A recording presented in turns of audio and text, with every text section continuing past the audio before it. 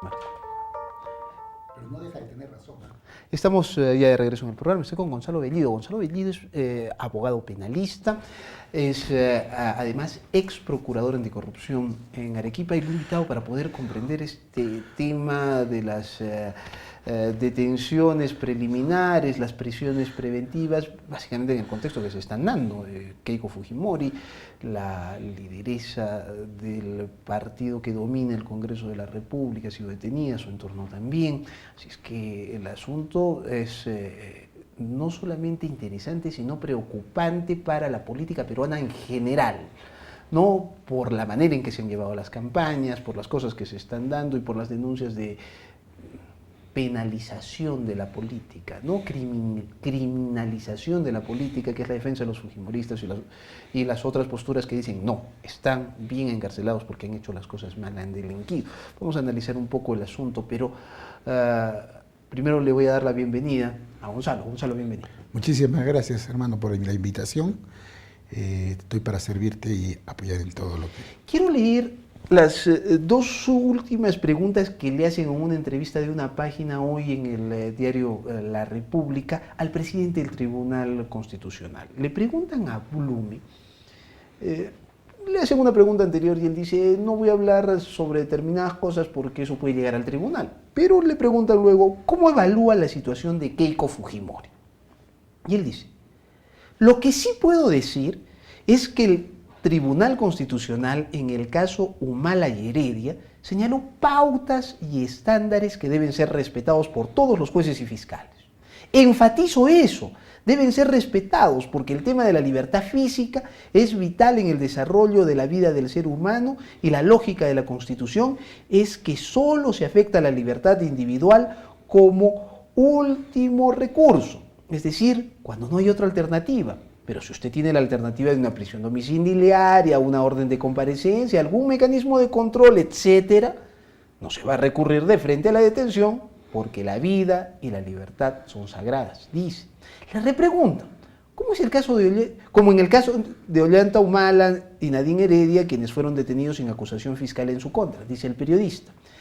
Y Blume dice, a la larga lo que tenemos es lo siguiente. Gente presa sin que haya un caso formado, sin que haya un proceso desarrollado, sin que haya condena. ¿Qué diferencia hay entre condena que priva la libertad y una prisión preventiva? El que se hace la pregunta es ella. Ninguna, se responde él mismo. Estamos adelantando una condena cuando todavía no hay una, cuando lo que se debe hacer es investigar, respetando la presunción de inocencia, dice, y exigiendo que el Ministerio Público acredite que hay mérito para una detención. ¿Qué te parece lo que ha dicho Blume? Mira, primero no me llama la atención, o sea, el tema para el señor presidente del tribunal prácticamente lo está relacionando con el caso Humala Heredia, ¿no? En el caso Humala Heredia, eso fue ese fue el criterio del Tribunal Constitucional, ¿no? El respeto de los estándares. Y prácticamente, no sé si indirecta, creo que más directamente estableció que el juez Carguancho, los estándares del juez Carguancho no eran unos estándares de respeto de los derechos fundamentales, ¿no? Los derechos fundamentales son derechos humanos. Son derechos humanos, exactamente, ¿no? Y máxime cuando se trata de privar de la libertad a una persona, ¿no? Yo te digo que es un criterio válido. Es un criterio válido, pero que se tiene que determinar y se tiene que ver en qué circunstancias deben aplicarse, ¿no? Cuando uno pide, primero hacemos una diferencia entre lo que es una detención preliminar y lo que es una prisión preventiva. En el caso de Ollanta Humala fue una prisión preventiva. Y en la prisión preventiva habían requisitos que debían cumplirse, ¿no? Primero, que esté acreditado que el delito se había materializado, o graves y fundados elementos de convicción que el delito se había materializado. Bueno, el quantum de pena, y tercero, los famosos arraigos, ¿no? El peligro de fuga y el peligro de obstaculización, ¿no? Yo creo que en el primer presupuesto y en el tercer presupuesto el Ministerio Público tenía grandes flaquezas, ¿no? Y que creo que fue a la larga lo que motivó que el Tribunal Constitucional emita la resolución dejando sin efecto esta medida cautelar. Todas esas cosas tienen que ser concurrentes, no es que... Son copulativas, ¿no? No es una u otra, las tres se tienen que dar concurrentemente. Ahora, En la detención preliminar, es una cosa totalmente distinta. La detención preliminar tiene otro objeto, distinto a la prisión preventiva. En la detención preliminar, ¿qué es una detención preliminar? Es una detención preliminar lo que vendría a ser una detención policial. La diferencia entre uno y otro es que la detención policial es en flagrancia y la detención preliminar es que no hay flagrancia. Pero en la detención policial, tú sabes que la detención policial tú puedes tenerlo detenido 48 horas, puedes tenerlo 10 días y lo puedes tener que detenido 15 días. El objeto, narcotráfico, terrorismo. Terrorismo, no sé, crimen organizado, no, 15 días. ¿No? El objeto de esta detención es para que la policía y el Ministerio Público puedan acopiar elementos de convicción o elementos probatorios, indicios, evidencias, para esclarecer el hecho. Es tomarse un tiempo para esclarecer diligencias. Exactamente, esclarecer el hecho teniendo al señor detenido porque hay peligro de que se vaya a discurrir, no se ponga derecho. ¿Para qué con Fujimori? La detención preliminar, que te digo, es diferente porque ahí no hay flagrancia. Claro. ¿Ya? Pero la idea es la misma. Hacer diligencias para acopiar elementos, para indagar, para hacer pesquisas, para buscar evidencia, ¿no es cierto?, de la posibilidad de que tú seas o no seas autor de un delito. La idea es dos cosas fundamentales: que tú no te vayas a escapar o que puedas obstaculizar la investigación y evite que tú puedas tener esos elementos de convicción. Lo que ha dicho el fiscal, no lo sé, pero me imagino que el tema, por lo que dicen los medios de comunicación, por lo que sale de la misma resolución, es que la idea es el peligro de obstaculización. Entonces, en el caso de Keiko Fujimori, lo que ha evidenciado el fiscal es esa reunión entre Keiko, no sé si hay un colaborador eficaz que dice que se materializó, esa reunión entre Keiko y este juez Inostroza. El objeto de esa reunión era para que este señor Inostroza pueda ver el tema de la casación. Y el tema de la casación, como es conocimiento, era determinar que la investigación por crimen organizado no va. Entonces, si la Corte Suprema amparaba esa casación, ahorita, en este momento, ya no tendríamos investigación a Keiko Fujimori ni a todas las personas por el delito que se les está investigando, porque ya habría precluido la etapa a no ser crimen organizado, ¿no? Entonces, ese era el tema, supuestamente la idea de esa reunión entre Keiko y el juez Inostroza, ¿no? Juez Supremo Inostroza. Eso, evidentemente, para la Fiscalía es un peligro de obstaculización, ¿no es cierto? El poder político que tiene la señora Fujimori en el Perú, se dice que es la mujer más importante o más poderosa del Perú, ¿no es cierto? Si estás hablando de la mujer más poderosa del Perú, obviamente que puede tener esa influencia. La pregunta es, detenida o no detenida, ¿va a perder ese poder o va a perder esa influencia? Yo creo que ese es un tema muy discutible, ¿no? Yo creo que detenida o no detenida, el poder que tiene es el mismo. Quizás lo que se evita es la coordinación, ¿no? Quizás lo que se evita es la coordinación. Pero en cualquiera de las circunstancias la detención no es ilícita. O sea, la detención no puede ser ilícita. Eso he escuchado opiniones de algunos penalistas, he leído también otras opiniones que se han publicado en el diario El Comercio, y algunos piensan que esto ha sido ganar un poco de tiempo y que en estos 10 días, o sea, terminan los 10 días y no es que Keiko Fujimori va a salir libre, sino que inmediatamente va a pedir la prisión preventiva de 36 meses. ¿Eso es lo que tú también deduces? Claro, es lo que deduzco, pero creo que ahí sí ya va a ser un poco más difícil. El juez Carguancho lo puede ser, pero yo creo que va a ser un poco más difícil que el Poder Judicial, como órgano ordinario de justicia, hablamos de las otras instancias, ampare esta prisión preventiva.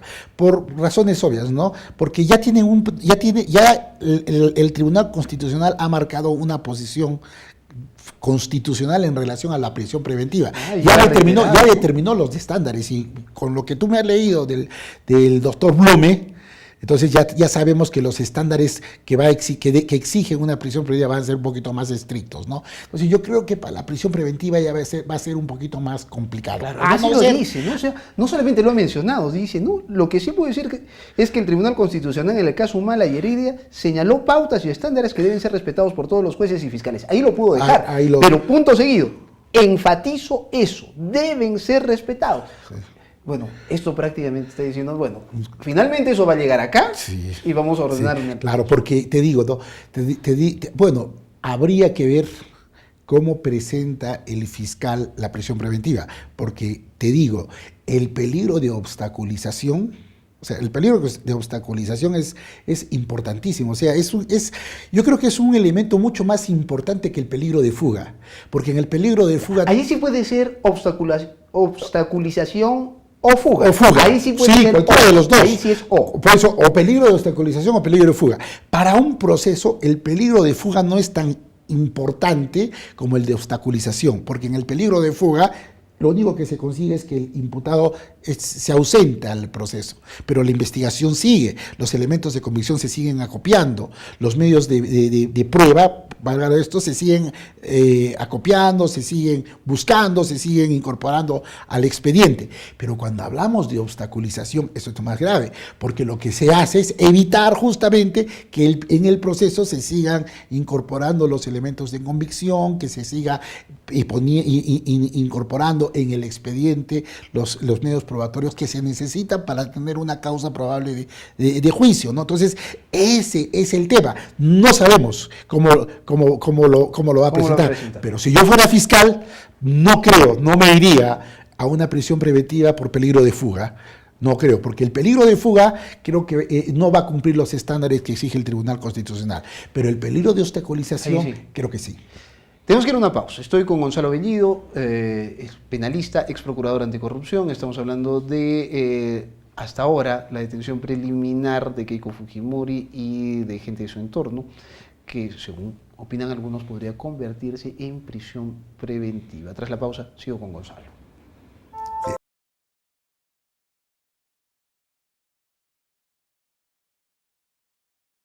Estamos de regreso en el programa. Sigo con Gonzalo Bellido, penalista, ex procurador anticorrupción.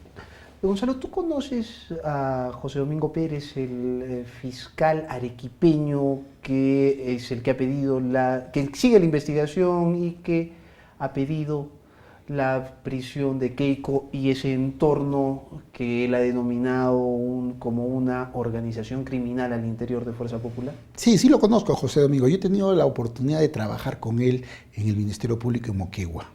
Yo he sido fiscal provincial y él también era fiscal provincial en Moquegua. Lo conozco y en verdad te voy a decir, es una persona muy estudiosa, es muy detallista, planifica bien sus estrategias. Es detallista en los aspectos mínimos de lo que él está investigando. ¿Es un buen fiscal? Bueno, el perfil lo tiene. El perfil lo tiene. El perfil lo tiene. ¿Y tú crees que él se arriesgaría a pedir prisiones preventivas sin tener ni base, fundamento? No creo. Yo no creo que él yo no creo que ahorita no está pidiendo prisión preventiva. Ahorita lo que está haciendo la detención preliminar. Lo que él está haciendo, está utilizando los instrumentos que el código le proporciona como fiscal para poder realizar los actos de investigación que él necesita. ¿Crees que está ganando tiempo? ¿Que esto le ayuda? Creo que lo que él está haciendo es acopiando. Yo creo que ya debe tener bastante. Lo que yo creo que él está haciendo es que está ordenando toda la información que tiene y corroborando. ¿Tú crees que él ya ha analizado perfectamente lo que puede decir el Tribunal Constitucional? Yo creo que él ha analizado perfectamente, primero el hecho. Yo creo que ya lo ha analizado perfectamente el hecho. Creo que ha visto cuáles son los elementos de convicción que él ha considerado tiene para acreditar el hecho.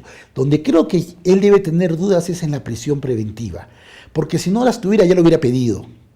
¿No? Entonces yo creo de frente. Yo creo que él está haciendo, de repente creo que tiene dudas en la prisión preventiva y estos actos que está haciendo de investigación que no los hubiera podido de repente realizar con estos señores en libertad, lo está haciendo ahora, porque como te digo, de repente lo que está evitando son las coordinaciones de la señora Fujimori con su grupo, ¿no? Entonces, o con su poder político que tiene. Me imagino que en ese está. Yo creo que la prisión preventiva la va a merituar bastante, pero que tiene elementos de convicción, creo que tiene elementos de Si es convicción. una persona estudiosa, inteligente, hábil, centrada, ¿cómo pudo cometer ese error de salir a México y hablar de que aquí hubo una guerra civil? O decir que los grupos guerrilleros, bueno, yo entiendo, o sea, entiendo el contexto, ¿no? Pero no debía cometer ese error. Él no ha hecho apología, evidentemente, no la ha hecho, pero no debió cometer esos errores, ¿no? Sí, lo que pasa es lo siguiente, bueno, mira, tú no sé si has visto el contexto. En el contexto lo que él está haciendo es narrando un antecedente, ¿no? Entonces, al narrar el antecedente, comete el grave error de decir una guerra interna. O sea, él lo que quería decir, dentro del país había una guerra interna, ¿no? Creo que fue un error porque en realidad no hubo una guerra interna. Lo que hubieron fueron actos de terror, ¿no? Actos de terrorismo. Y en el terrorismo no hay guerra interna, hay terror, hay delincuencia, hay crimen, ¿no es cierto? Que no se puede considerar como guerra. Creo que ha sido un error que me imagino en su momento. Guerrilleros, ¿no? No, él dice una guerra civil. ¿Guerra civil? Una guerra civil de un grupo guerrillero. Por eso les estás diciendo guerrilleros a los terroristas, pues, ¿no? Fue un lapsus, creo, un lapsus que me imagino. Una burrada. Me imagino que en su momento él tendrá que dar la explicación del caso Ahora, y pedir disculpas, porque realmente, si tú ves el contexto, él dice terrorismo, Sí. habla de guerrilla. O sea, hay una confusión en ese momento de terrorismo con guerrilla, pero... Lo malo es que se ha equivocado, pues, y de ahí se están cogiendo, ¿no? Pero yo creo que ya para molestar. Yo creo que se están cogiendo ya de mala leche. Claro, para Por ejemplo, molestarlo. y lo escuché al ¿no? señor del Castillo y yo creo que lo que hace el señor del Castillo no se hace un favor a él ni al partido que representa, cuando lo que hacen es apoyar, que, ¿no es cierto? O tendríamos... blindar, porque date cuenta. Es que no se trata de Keiko, ¿no? Me imagino. O sea, tú tendrás que... bueno, además tú has defendido políticos y tú has estado cerca, entonces, por lo tanto, de la política. El caso Cócteles están agarrando de que ha habido gente y empresarios que han dicho, mira, yo te voy a dar plata, pero yo no figuro, ¿ah?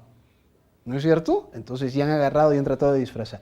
Pero eso se ha hecho en la campaña de la APRA, eso se ha hecho en la campaña de la izquierda, eso se ha hecho en todas las campañas y se ha hecho en campañas nacionales y en campañas regionales, ¿no es cierto?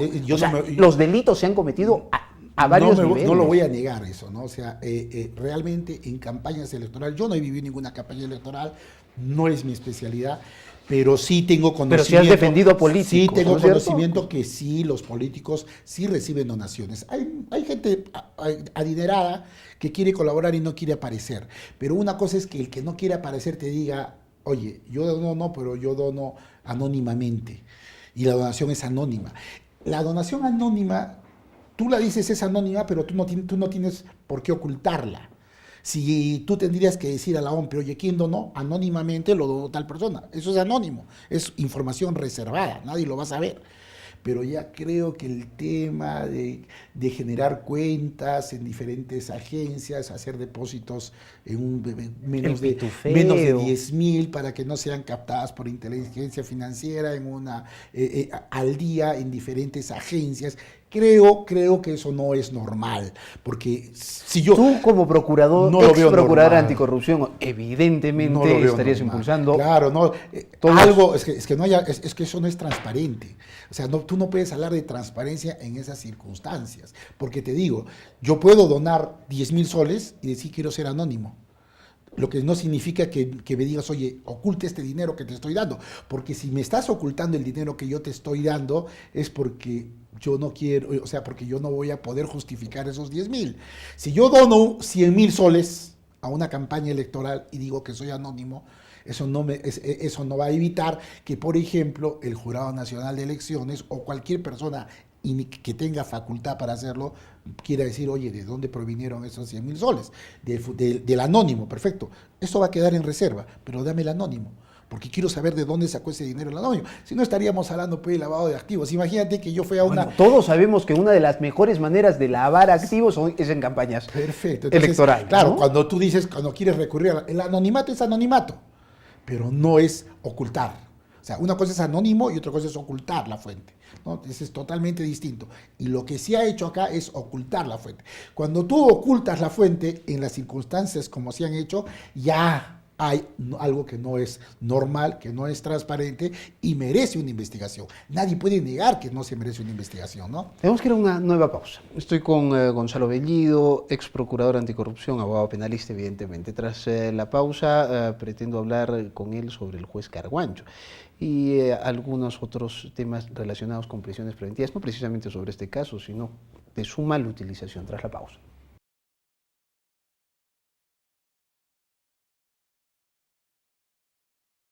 Estamos de regreso en el programa, estoy con Gonzalo Bellido, ex procurador anticorrupción, abogado penalista. Gonzalo, ¿qué opinas del juez Carguancho? Porque lo que ha hecho Blume es, como tú lo dijiste, ¿no? Está como dirigido a él, ¿no es cierto? A los jueces caneros. ¿Qué crees que va a hacer Carguancho? O Concepción Carguancho. Mira, yo te voy a decir una cosa. Mira, al juez Concepción Carguancho, la ciudadanía lo tiene como héroe, ¿no? ¿Por qué? Porque da las prisiones preventivas. Yo como abogado te voy a decir que yo no estoy de acuerdo con la forma que él tiene de llevar sus procesos de medidas cautelares, en este caso las prisiones preventivas.